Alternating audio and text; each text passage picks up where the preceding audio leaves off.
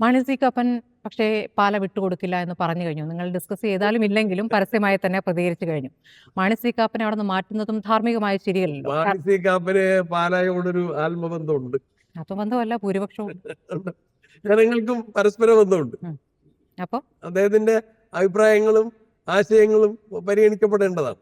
Mani C Kappan പറയുന്നത് വരികയാണെങ്കിൽ, Jose K Mani വരികയാണെങ്കിൽ കടുത്തുരുത്തിൽ അദ്ദേഹം പോകട്ടെ എന്നുള്ളതാണ്. അത് ഞാൻ ഡിസ്കസ് ചെയ്തിട്ടില്ല. അത്തരത്തിലുള്ള കണ്ടീഷൻസ് ഒന്നും ആരും ഡിസ്കസ് ചെയ്തിട്ടില്ല. മാണി സി കാപ്പനോട് സംസാരിച്ചിട്ടുണ്ട്. ഇല്ലില്ല, നല്ല സൗഹൃദമുണ്ട്, ഇത്രയുണ്ട്. ഈ പോയിന്റ് സംസാരിച്ചിട്ടില്ല. ഈ പോയിന്റ് പക്ഷേ പി കെ കുഞ്ഞാലിക്കുട്ടി അദ്ദേഹം സംസാരിച്ചിരിക്കുന്നു. കണ്ടു. പക്ഷെ അതിന് പിന്നെ ചെന്നിത്തലയും പ്രതിപക്ഷ നേതാവും സംസാരിച്ചു എന്ന് പറയുന്നുണ്ടല്ലോ. അല്ലല്ല, ഇത്രയായിട്ടില്ല. അപ്പൊ നിങ്ങൾ ഈ സൗഹൃദം മാത്രമേ ഉള്ളൂ സംസാരത്തിൽ. സൗഹൃദം ഉണ്ടെങ്കിൽ പകുതിയായി.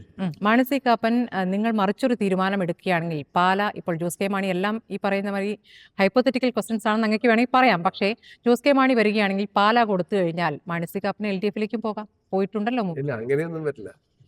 വ്യക്തിഗതം മാത്രമായിരിക്കില്ല, നിലപാടുകൾ തന്നെ. കേരളത്തിലെ ജനങ്ങൾ ആഗ്രഹിക്കുന്ന ഒരു ഭരണമാറ്റം, അതിന്റെ കൂടെ നിൽക്കാൻ കൂടുതൽ ആളുകളുണ്ടാവും. UDFിലെ എല്ലാ കക്ഷികളും അതിന് തയ്യാറാണ്.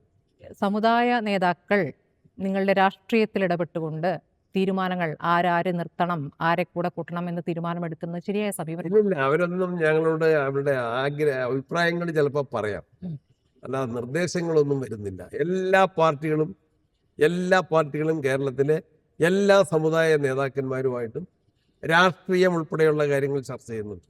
എല്ലാ പാർട്ടികളും. ഇപ്പൊ കേരള കോൺഗ്രസും ചർച്ച ചെയ്യുന്നുണ്ടാവും, നിങ്ങളും ചർച്ച ചെയ്യുന്നുണ്ട്. ഞങ്ങൾ അവരെ കാണുന്നുണ്ട്, അവരുടെ ആശയങ്ങൾ ഞങ്ങൾ ചർച്ച ചെയ്യുന്നുണ്ട്. മലയോര യാത്ര അതിന് കുറെ സഹായിച്ചിട്ടുണ്ട് അല്ലേ? മലയോര യാത്ര സഹായിച്ചിട്ടുണ്ട്. അത് കേരളത്തിലെ ജനങ്ങളുടെ ഒരു ജീവൽ പ്രശ്നമാണ്. വന്യമൃഗ ശല്യം, കാർഷിക മേഖലയുടെ പ്രതിസന്ധി, അതൊരു ജീവൽ പ്രശ്നമാണ്. അത് ഞങ്ങൾ അസംബ്ലിക്കകത്തും പുറത്ത് സമരത്തിന്റെ ഭാഗമായിട്ടും പിന്നീട് KPCC സമര സംഗമങ്ങൾ നടത്തിയെടുത്തും ഞങ്ങളത് ഒരു ജീവൽ പ്രശ്നമായിട്ട് ഞങ്ങൾ കണ്ടിട്ടുണ്ട്. അത് അസംബ്ലിയിലും ഞങ്ങൾ ഉന്നയിച്ചിട്ടുണ്ട്. ഇനിയും അത് ഞങ്ങൾ ഗൗരവത്തിലെടുക്കും. അതാണ് സഭയുടെ കാര്യത്തിൽ നിലപാട്. ഇനിയുള്ള വിസ്മയം ആരായിരിക്കും? ഇനി CPMൽ നിന്നും ഇനി ആളുകൾ വരുമോ? കുറച്ച് മുതിർന്ന നേതാക്കളെ നിങ്ങൾ സമീപിച്ചു എന്നും, പക്ഷെ ആ ശ്രമം പരാജയപ്പെട്ടു എന്നുള്ള വാർത്തകളുണ്ട്. പറ്റില്ലല്ലോ, പരാജയപ്പെട്ടു എന്ന വാർത്തകളുണ്ട്. വിസ്മയല്ലേ? എത്ര വിസ്മയം ഉണ്ടാവും? ഞാൻ കണക്കൂട്ടുന്ന തെരഞ്ഞെടുപ്പ് വരെ ഉണ്ടാവും. വോട്ടർമാരുടെ ഭാഗത്തുനിന്ന് നല്ല വിസ്മയം പ്രതീക്ഷിക്കാം. അത് വേറെ കാര്യം.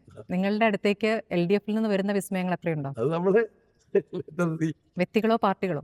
അത് പരിശോധിക്കാം, നമുക്ക് കാത്തിരിക്കാം.